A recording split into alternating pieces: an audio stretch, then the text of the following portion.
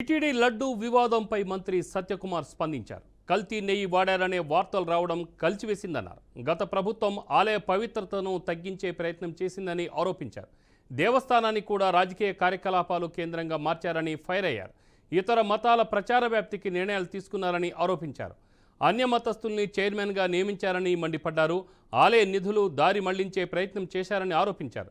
మాజీ సీఎం జగన్ క్షమించరాని తప్పులు చేశారని ఆగ్రహం వ్యక్తం చేశారు. కమిషన్లకు కక్కుర్తిపడి లడ్డూలో కల్తీ నెయ్యి వాడారని వ్యాఖ్యానించారు. నివేదికలో అసలు నిజాలు బయటకు వచ్చాయన్నారు. తిరుపతి దేవస్థానం లడ్డూ తయారీలో వాడే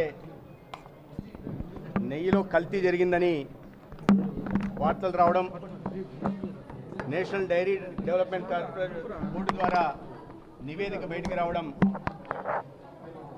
హృదయాన్ని కలిసివేసింది. ఇటువంటి నేరం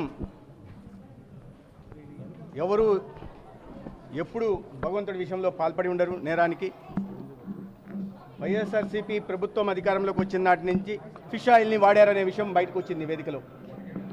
ప్రతిరోజు కనీసం ఒక్కొక్క కేజీలో 300 రూపాయలకు పైగా అవినీతికి పాల్పడ్డారు. 14,000 కేజీలలో ఎంతనో లెక్క వేసుకోవచ్చు.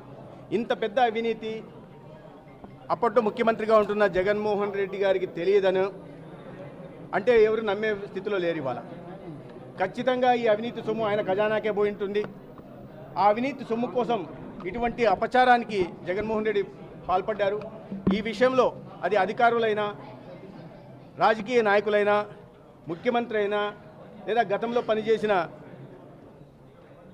చైర్మన్లుగా ఉంటున్న సుబ్బారెడ్డి గారు కావచ్చు, కరుణాకర్ రెడ్డి గారు కావచ్చు, లేదా ఈవోగా ఉన్న ధర్మారెడ్డి కావచ్చు, లేదా జగన్మోహన్ రెడ్డి కావచ్చు, ఎల్లారెడ్డి, పుల్లారెడ్డి కావచ్చు, ఎవరైనా సరే బాధ్యులైతే సమగ్ర విచారణ తర్వాత వీళ్ళని సరైన చర్యలు తీసుకోవాలి.